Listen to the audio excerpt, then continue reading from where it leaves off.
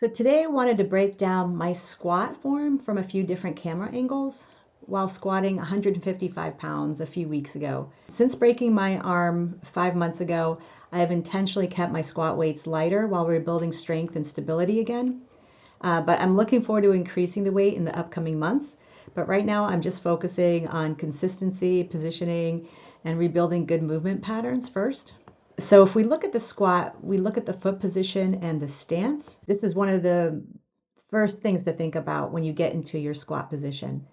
Everyone's squat stance looks a little bit different, and it depends on your hip structure, your mobility, your leg length, and your comfort. For me personally, my squat is usually about a little bit narrower than shoulder width apart, with my toes slightly turned outward. So the goal is finding a position where you can stay balanced, reach depth, and keep the knees tracking naturally over the feet, but not too far over the feet. So another important parameter is the bar placement. For my squat, I prefer more of a high bar position where the bar sits on the upper traps and shoulders. But for many powerlifters, they use a lower bar position where it sits a little bit lower on their lats, a little bit like kind of shoulder level. The lower bar position creates more forward lean and posterior chain involvement, and the higher bar position tends to stay more upright. So your bar placement does change your torso angle, your balance, and your overall mechanics. So for certain body types, you might want to try shifting it a bit to see if that feels more comfortable for you while you squat. So your hand position while squatting matters a lot. It matters more than people realize. Your hands are not really supporting the weight. The upper back and your torso are, but the hands help create tightness and stability through your upper body. After my arm break, my shoulder and arm positioning became something I had to pay more attention to during squats, which is why I kept, with lighter weights, because I couldn't really place my arm tight, like this, against my shoulders for a few months after I broke my arm.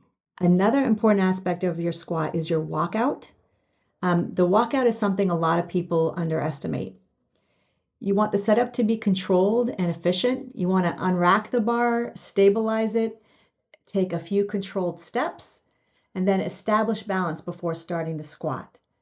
So the more weight that gets added later, the more important these parameters become, because you'll feel more unbalanced as the weight goes up if it's not ideal for your body type. So another important parameter is your squat depth.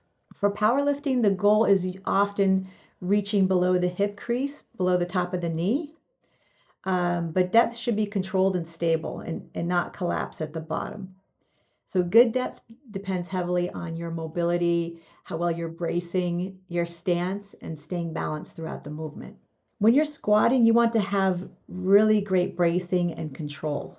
Especially when you're recovering from injury, I've learned that rebuilding strength is not just about adding weight back quickly. We want to rebuild and be stable, position correctly, and have confidence in our movement quality. So I'm still rebuilding after my arm break, but I'm excited to gradually increase the weight again over time.